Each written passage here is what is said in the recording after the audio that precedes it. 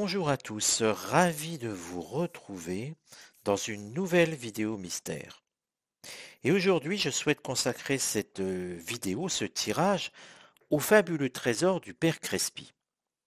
Le Père Crespi était un prêtre salésien qui est mort en 1982. Il a exercé en Équateur. Il a fait tellement de bien et de belles choses pour les peuples autochtones de l'Équateur que ceux-ci l'ont remercié en lui donnant plein d'objets de différentes provenances.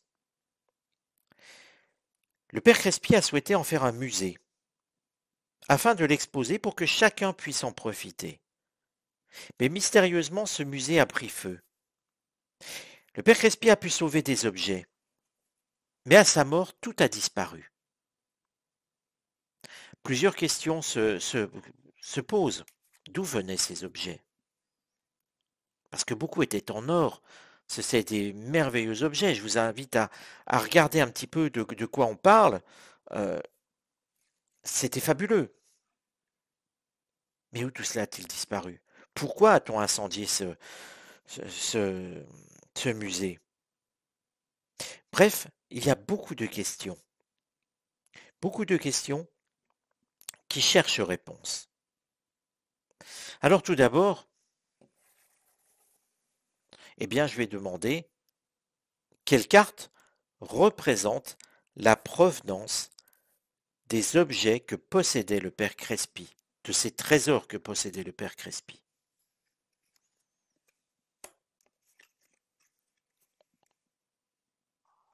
Alors curieusement,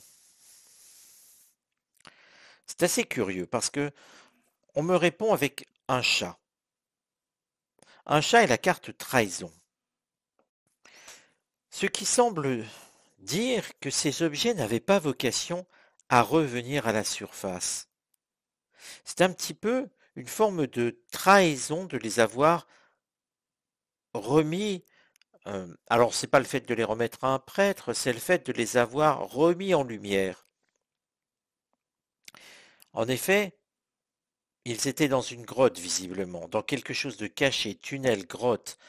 C'est ce que nous semble évoquer le signe lunaire ici, le septénaire de la Lune. Mais on cherchait à ce qu'il reste caché. Et plus curieusement, ces objets semblent avoir un point commun avec des objets égyptiens. Mais je vous le rappelle, nous sommes en Équateur. Pourquoi des objets égyptiens, ou en tout cas avec une trace égyptienne, viendraient en Équateur? Quelque chose semble curieux.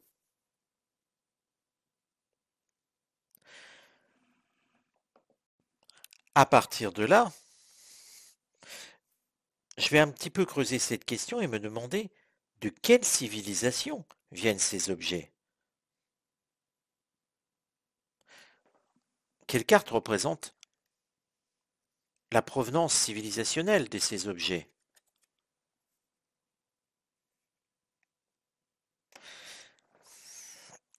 Il semble que ce soit une civilisation plus antique, peut-être plus guerrière aussi, mais en même temps plus avancée. C'est curieux parce qu'ici nous avons effectivement le casque de Mercure, avec ce signe mercurien, mais un casque à l'époque était plutôt considéré comme guerrier.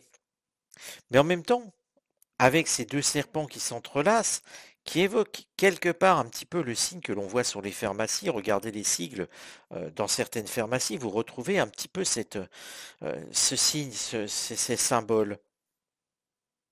On a l'impression que quelque chose provient de plus ancien, une cité d'une civilisation peut-être un peu plus guerrière et en même temps plus avancée au niveau vraisemblablement de la santé, d'une forme de technologie ancienne.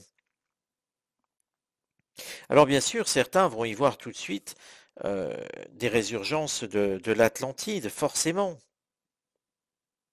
Mais en tout cas, très curieusement, ce n'est pas si ridicule que ça, puisque nous avons ici des signes d'objets de type égyptien, alors que nous sommes en Amérique du Sud, en Équateur. Le lien au niveau des continents est impossible surtout si ce sont des objets anciens, ou quasiment impossibles, sauf si finalement ils sont encore plus anciens, c'est ce que semble nous indiquer l'oracle. Avec cette carte, et puis vous voyez, nous avons le trafic, l'idée que quelque chose a survécu et a avancé dans le temps, comme une voiture qui roule, comme ce trafic qui avance. Alors, qu'est devenue cette civilisation? Voilà ce qui pourrait nous donner une indication. Je vais reprendre les cartes. Si finalement la civilisation a disparu, on pourrait confirmer peut-être de l'Atlantide. Il faut voir comment ça se passe. Comment a évolué la civilisation qui a créé ces objets? Vous voyez que parfois, en voyant surtout sur des sujets mystères qui sont aussi euh, énigmatiques, on ne peut pas préparer les questions à l'avance. On est obligé de rebondir. Sinon, on prend un livre, on vous le raconte. Hein, mais quand on veut essayer de déterminer les choses, le praticien doit essayer de se concentrer et de trouver les nouvelles questions. C'est pour ça que vous me voyez de temps en temps marquer des temps d'arrêt, parce que je reçois le message, je lis euh, le message et je cherche où l'on va.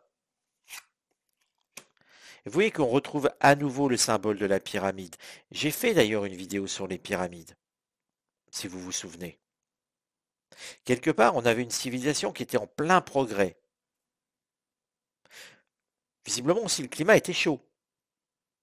Nous sommes sur une carte solaire. Le progrès, une forme de, oui, de civilisation en pleine puissance, en plein progrès, en pleine construction. Le symbole de l'échelle, c'est une construction. Qu'est-ce qui va aller contre? Le manque de sagesse.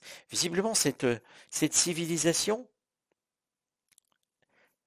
n'a pas assez, euh, n'a pas assez fait preuve de sagesse, n'a pas pensé à son avenir.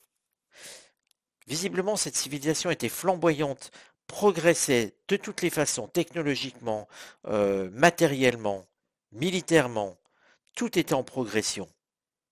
Mais une protection qui était trop rapide et qui ne songeait pas à ne pas tout griller, à ne pas tout perdre.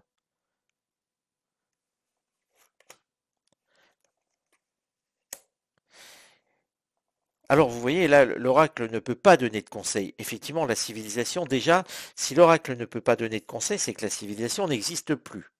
On s'en doutait un petit peu, les Incas n'existent plus non plus d'ailleurs, ni les Égyptiens qui ont construit les pyramides.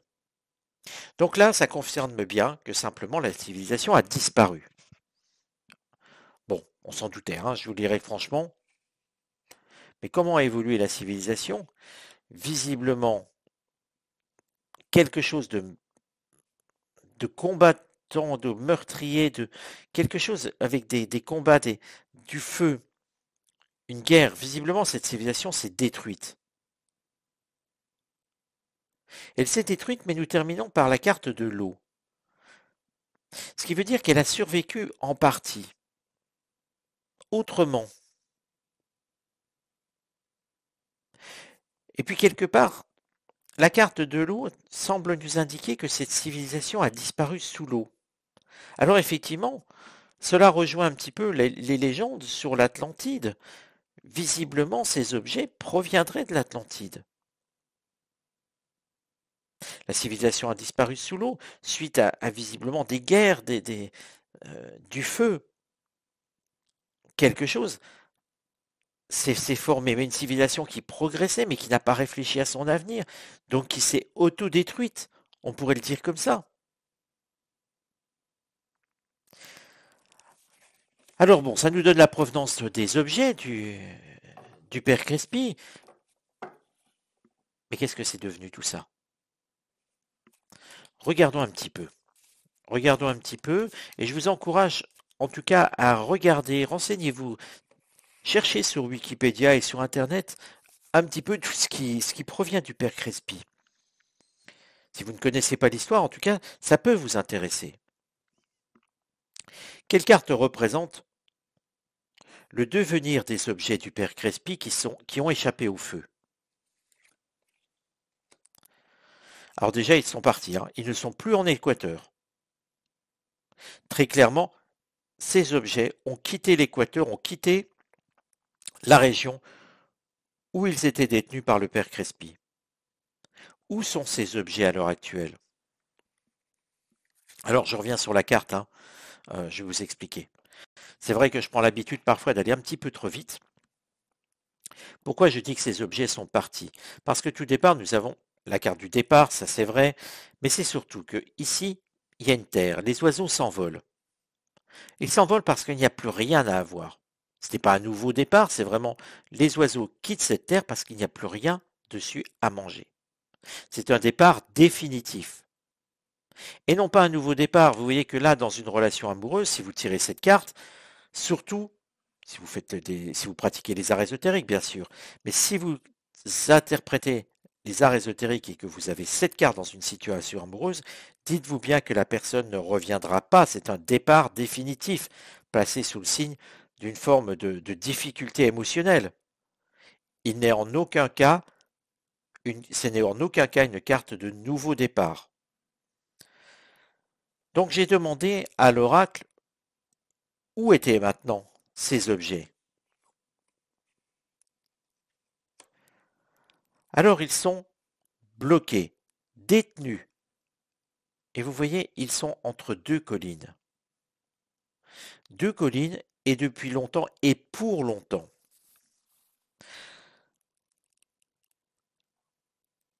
Alors, essayons de réfléchir un tout petit peu et de se concentrer, de se laisser aller. Comment voyez-vous ce pays? Clair, sec. Et n'oubliez pas que le père Crespi, eh bien, appartient à l'Église. Pour moi, très clairement, on y parle des collines de Rome, voire de la colline du Vatican. Et ces objets, eh bien, en toute logique, sont détenus au Vatican, soyons clairs. Pourquoi irions-nous chercher autre chose de différent? Je vous rappelle que la voyance doit toujours s'arc-bouter sur une forme de réalité. Il ne s'agit pas de croire à ce qui est dit bêtement, mais il faut ensuite être logique. Un prêtre appartient à l'Église de Rome. C'est le cas, en tout cas, du père Crespi. Les objets disparaissent, les objets que le père Crespi arrive à sauver. Ils disparaissent de l'Équateur et finalement se retrouvent à Rome, au Vatican. Est-ce que c'est si illogique que ça? Non, bien sûr que non. Mais pourquoi? Pourquoi ces objets sont-ils détenus au Vatican dans le plus grand secret, puisqu'on n'entend plus parler?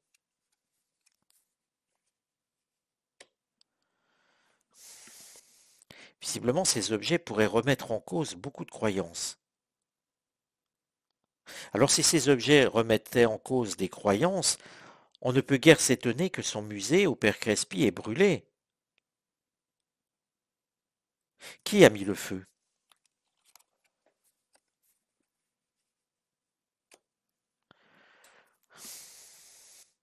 Alors, vous voyez, quelque part, vous vous rappelez de la carte quand j'ai demandé la civilisation. J'avais cette première carte, une civilisation, et je vous ai dit qu'elle était en pleine construction, en pleine progression, dans tous les domaines. Visiblement, l'oracle est en train de me dire de nous dire qu'un descendant de cette civilisation a mis le feu au musée du père Crespi, et que le Vatican détient les objets qui ont été sauvés par ce même père Crespi, mais qu'il ne veut pas les remettre en circulation parce que cela remettrait en cause beaucoup de choses et que cela pourrait même provoquer une forme de guerre.